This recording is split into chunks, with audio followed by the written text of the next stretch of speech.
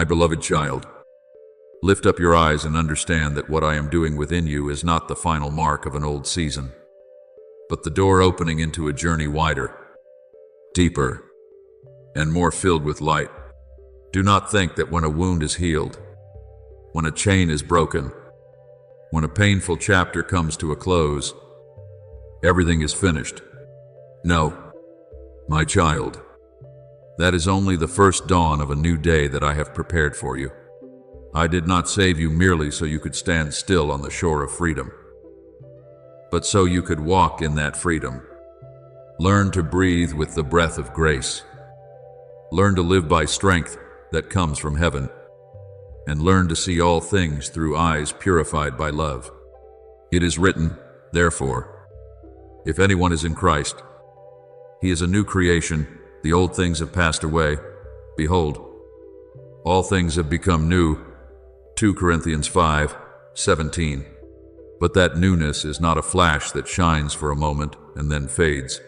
It is a river that keeps flowing, a flame that is nourished day by day, an invitation for you to step deeper into the life I have ordained for you. Remember that true transformation is not like a mountain peak you climb and then stop upon in self-satisfaction, but like a holy road where every step draws you closer to me. Today you may understand one part. Tomorrow I will open a deeper part. Today you may be healed of one wound. Tomorrow I will touch a deeper layer within your heart. Today you may see the light. Tomorrow I will teach you to become one who carries that light to others. Therefore, do not fear the days when I continue to shape you. Do not grieve when I continue to refine you. And do not be surprised when I lead you through new lessons. My refining is not meant to make you smaller, but to make you pure.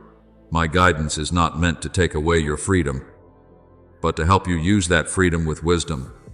As gold is tested in fire to become more refined, so your soul is cared for by me through seasons of holy training, so that the beauty within you will no longer be hidden beneath the ashes of the past.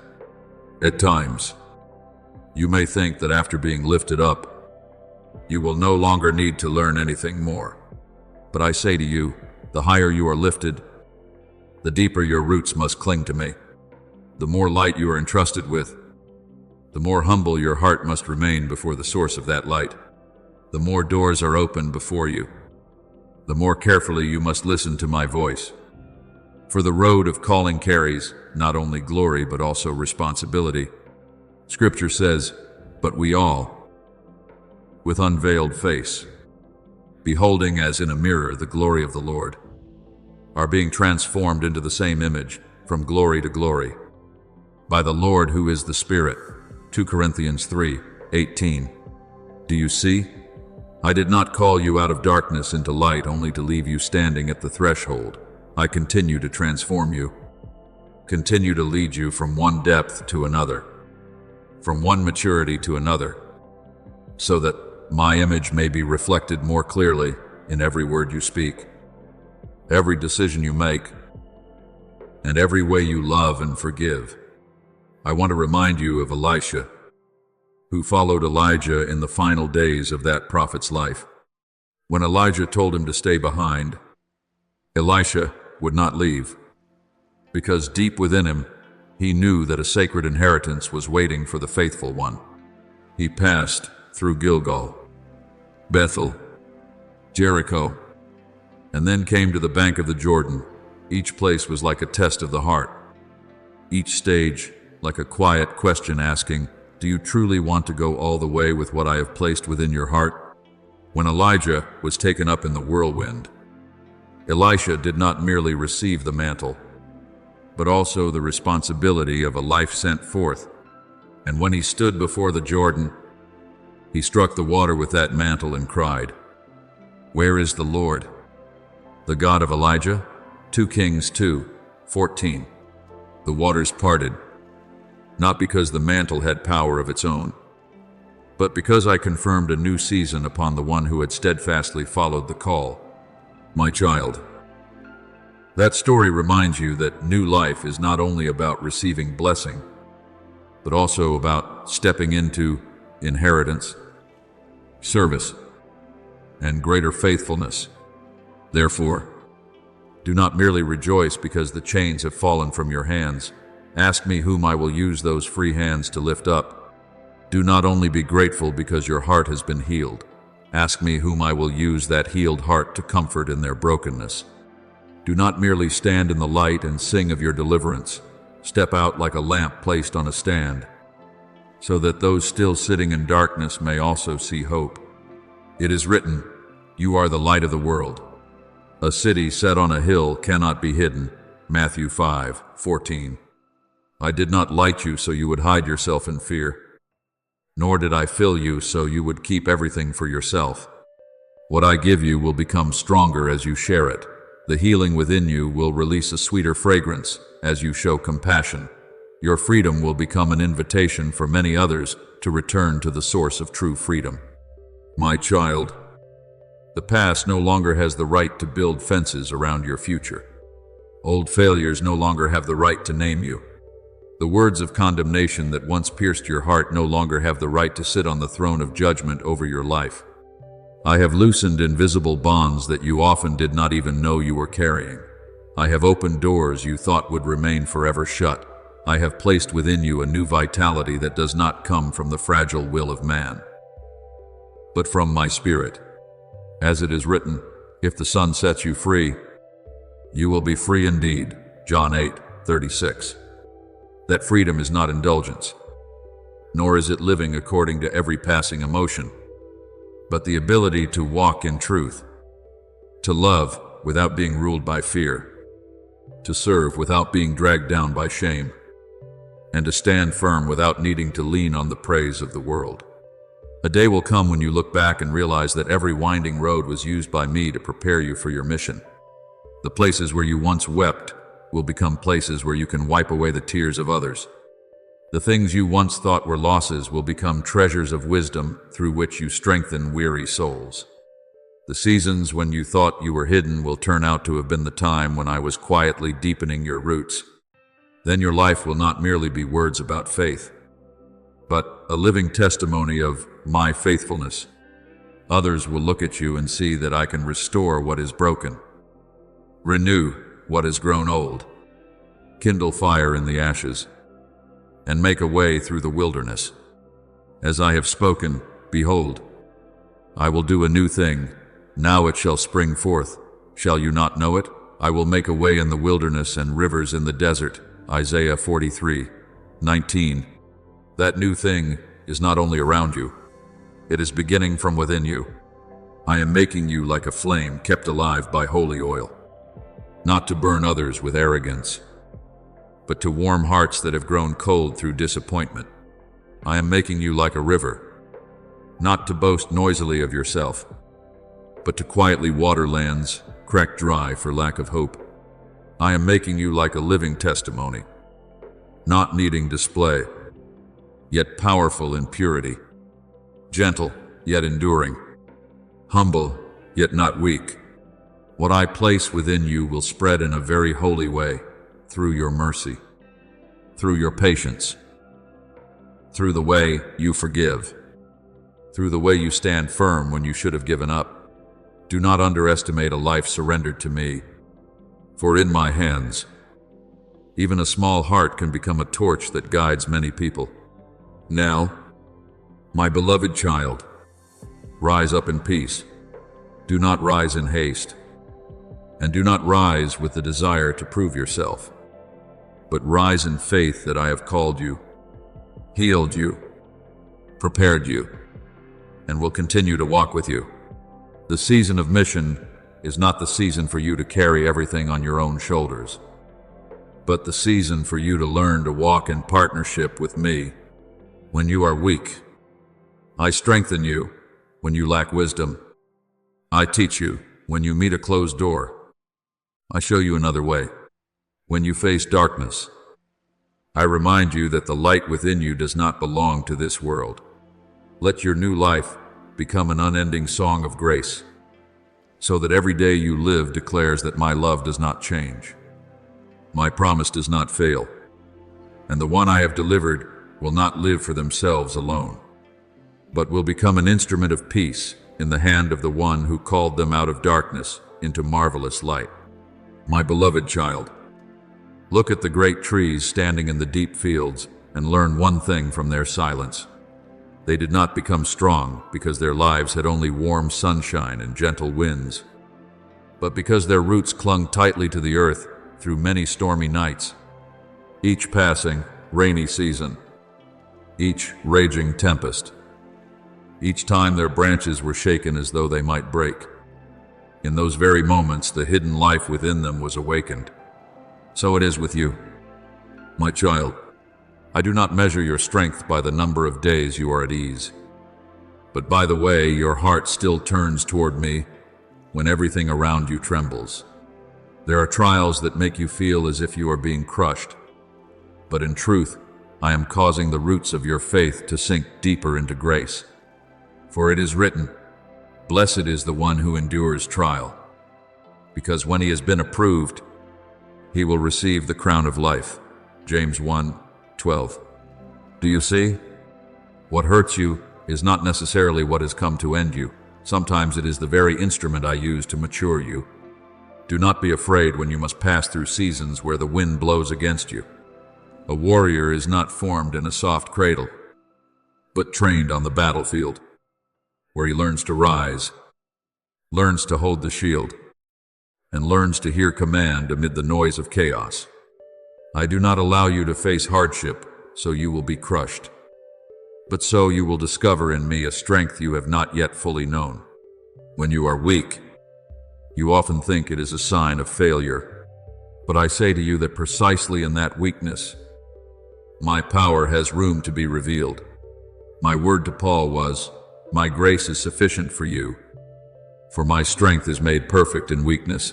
2 Corinthians 12:9. Therefore, do not despise the days when you tremble, for sometimes, when your hands can no longer hold anything, I am holding you more tightly than ever before. Remember, that final victory does not begin with your emotions, nor does it depend on the circumstances before your eyes. That victory has already been sealed at the cross, when my only Son stretched out his hands upon the wood. Love entered the deepest place of suffering to break the power of sin. When the empty tomb opened on the morning of resurrection, darkness lost its final voice. Therefore, when the enemy tries to convince you that your life has no way forward, look to the one who conquered death. If I caused life to come forth from the grave, then I can also cause hope to live again within your heart. If I rolled the stone away from the entrance of the tomb, then I can also remove from you the stones that are blocking the path of your future. If I called Lazarus by name and the dead man came out, then I can also call forth the dreams that seemed buried within you, and they will rise again at my appointed time. But my beloved child, while I strengthen you with promise, I also want you to be watchful against whispers that do not come from me. The enemy often does not enter your life with a loud roar at first. He slips in like thin smoke, sowing one small thought, one small doubt, one small feeling of self-pity, then waits for you to nurture it into a chain. He will say that you are not good enough, that you have made too many mistakes, that I have grown tired of you, that the door of grace is closed. But know this, that is not the voice of the Father who loves you. My voice does not condemn in order to push you into despair. My voice corrects in order to bring you back to life. My word says, "There is therefore now no condemnation for those who are in Christ Jesus." Romans 8:1. When darkness calls out the name of your past, let me call out the name of your future. Learn from my only Son in the wilderness. After 40 days of fasting, his body was weary. Hunger touched his flesh, and the tempter came at what seemed to be his weakest moment. But my Son did not answer with the proud words of men, nor did he argue by emotion. He stood upon the rock of the living word and said, "It is written." Matthew 4:4. Each time falsehood spoke, truth was proclaimed. Each time darkness offered a shortcut, light revealed the path of the Father. You must be the same. Do not let your soul enter a long conversation with lies. Do not sit with thoughts that want to pull you away from me. Take up my word as the sword of the Spirit. For Ephesians 6:17 calls the word of God the spiritual sword. When you proclaim the truth, darkness is no longer permitted to build a dwelling place in your mind. I want to remind you of David, the young man who stood before Goliath while an entire army trembled. People saw the armor, the bronze spear, and the giant stature of the enemy, but David saw my covenant. People heard threats. David remembered the one who had delivered him from the lion and the bear. Do you see? David's victory did not begin with the stone flying from the sling. It began with the memory of faith, remembering that I had saved before, and therefore I could save again. When you face the Goliaths in your life, do not look only at the height of the problem. Remember the depth of my faithfulness. It is written, the battle belongs to the Lord, 1 Samuel 17:47. When you know that the battle belongs to me, you will no longer have to carry the burden as though everything depends only on your strength. Therefore, stand upright in your spirit. Do not bow your head before condemnation. Do not hand the keys of your heart to fear. Do not let old failures become a sentence over your new future. You were redeemed not with perishable silver or gold, but with a most precious price. You are not an abandoned child in the dark night. You are my beloved child, called by name, kept by me, and led by my steadfast love. When the world says you cannot change, remember that I am the one who makes all things new. When your heart says you are not strong enough, answer that my strength is lifting you. When darkness says you have lost, look to the cross and the empty tomb, for there I have declared the final word. My beloved child, your faith will not forever remain a tender shoot trembling before the wind.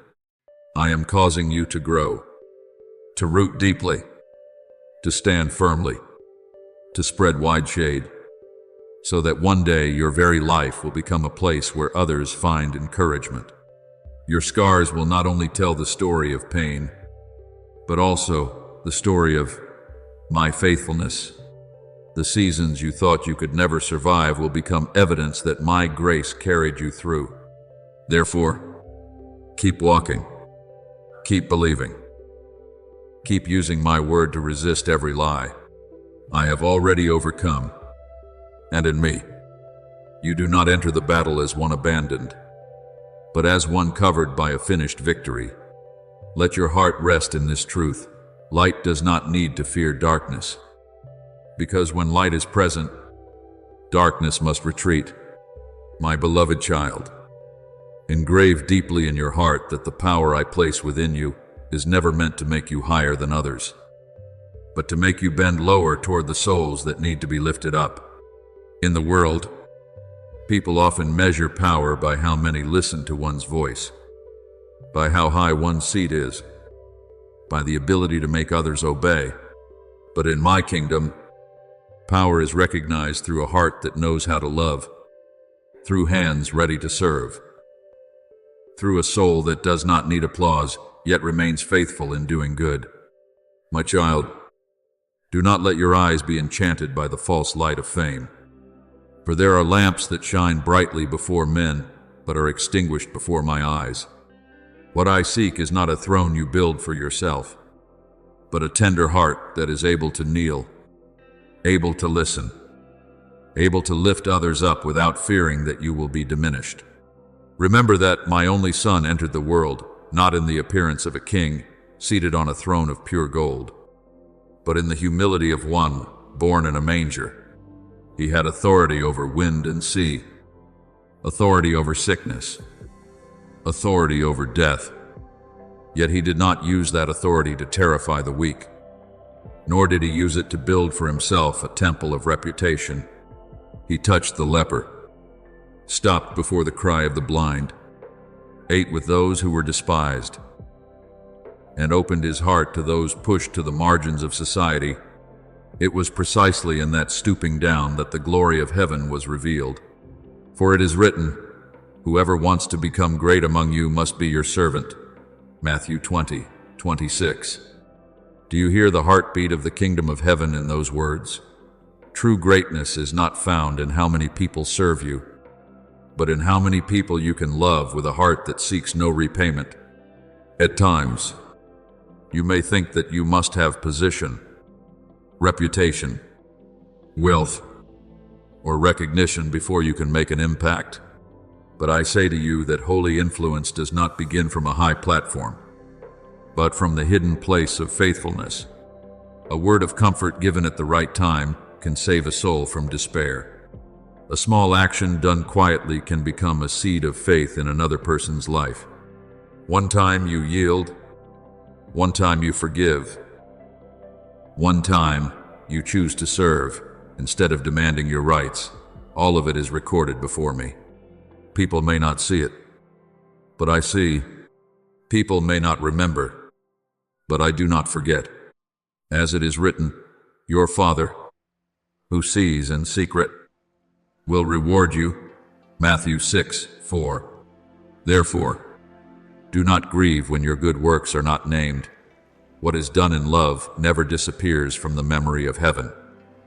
Let me remind you of the night when Jesus rose from the table, wrapped a towel around his waist, poured water into a basin, and washed the feet of his disciples. That was not only a tender gesture, but a living sermon on the nature of true power. The hands that had multiplied bread, raised the dead, and touched what humans could not touch, bowed down to wash dusty feet. He did not lose authority by doing this. On the contrary, he revealed that the highest authority is love that knows how to humble itself. Peter was confused because the human mind struggles to understand a teacher kneeling before his students. But the kingdom of heaven operates differently from the world. There, the greatest one is also the one who loves most deeply. The most powerful one is also the one most willing to bend the lowest. My beloved child, do not fear that humility will cause you to be looked down upon. Humility is not denying your worth, but placing that worth under my guidance. Humility is not allowing others to trample on you, but refusing to let pride rule your soul. The humble person is not one without strength. The humble person is one who has strength and knows how to use it rightly. You may have a voice, but use that voice to heal, not to wound. You may have understanding, but use that understanding to light the way, not to despise those still learning to walk. You may be given gifts, but remember that gifts are not a crown for you to display yourself, but a vessel of oil for you to anoint and heal souls that have grown dry. I know there are times when you serve and no one thanks you, when you strive and no one acknowledges you, when you quietly sacrifice and others take it for granted. But my child, do not let the indifference of human beings cool the fire of goodness within you. Everything you do out of love rises before me like a fragrant offering. There are seasons when I do not immediately exalt you, because I am causing your roots to grow deeper into humility. If you are lifted too soon before your heart has been trained, the very thing meant to be a blessing could become a burden to you. Therefore, I teach you to serve in low places before entrusting you with greater things. I teach you to be faithful in small things. For whoever is faithful in very little is also faithful in much. Luke 16:10. When you know how to care for small things with a great heart, you are being prepared for doors you have not yet seen. Look to Moses, who was once raised in a palace, but had to learn meekness in the wilderness. Remember David, who was anointed king, yet returned to shepherd sheep, still learning to protect small things before leading an entire people. I often train those I choose not with trumpets of victory, but in quiet days, where they learn obedience, learn waiting, and learn to serve without an audience. So it is with you. Do not be quick to despise your hidden season. Do not think the small things you are doing are meaningless. Before my eyes, a cup of cold water given in the name of love has more value than great works built by pride. Whatever you do for me, no matter how small, carries the mark of eternity. Therefore, when I give you influence, use it to protect, not to impose. When I open a position for you, enter it with gratitude, not arrogance. When I place others under your care, do not see them as steps for your ambition, but as precious souls entrusted to you to love. The more you are given, the closer you must remain to me. The more you are lifted, the more you must remember to bow in prayer. For one who stands high but forgets to kneel is easily swept away by the wind of pride. But one who knows how to kneel before me will stand firm before every storm of life. I want you to understand that the day I honor you will come at the appointed time. But that honor will not be like the way the world gives crowns. I may honor you with a peace no one can steal, with credibility built through years of faithfulness, with hearts healed because of your presence, with doors that open without you having to push and compete. When you choose to serve in secret, I am secretly weaving a garment of glory for you. When you do not fight for position, I will place you exactly where you need to stand. When you do not use power to burden others, I will make your life a place where many find rest. Therefore, my beloved child, walk with a gentle heart and open hands. Do not ask whether you are being seen. Ask whether you are loving as I desire. Do not be consumed with whether you are called great. Let me define your greatness. Keep quietly doing good. Keep tenderly lifting the weak. Keep being faithful in small things. Keep serving with pure joy. Then, at the time I have appointed, I myself will lift you up, not so you may display yourself, but so your life may become a witness that true power always wears the garment of humility, and true glory always shines through love that knows how to bow low.